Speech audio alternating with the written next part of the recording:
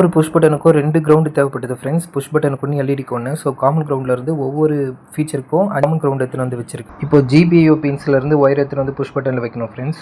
So பாருங்கள் friends, push பட்டனுக்கு ஒரு GPIO பின்லேருந்து, அப்புறம் எல்இடிக்கு ஒரு ஜிபிஐஓ பின்லேருந்து எடுத்துகிட்டு வந்து வச்சுருக்கேன்.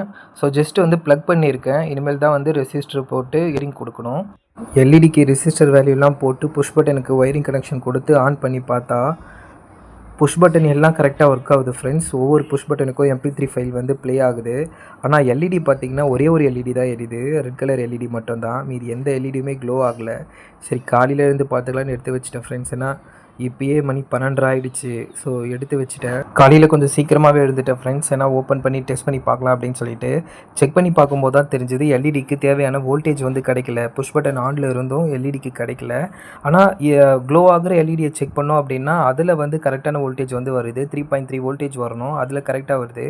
ஆனால் மற்ற எந்த புஷ் பட்டனோட எல்இடிக்குமே வந்து வரலை. ஸோ செக் பண்ணி பார்த்துலான்னு சொல்லிட்டு ஆப்ரேஷன் பண்ணிடலாம் அப்படின்னு சொல்லிட்டு மார்க் பண்ணி போர்டோட பின்னாடி பக்கம் கரெக்டாக மார்க் பண்ணி மைக்ரோ கண்ட்ரோலருக்கு கரெக்டான பேக் சைடில் மார்க் பண்ணிட்டேன் ஃப்ரெண்ட்ஸ்.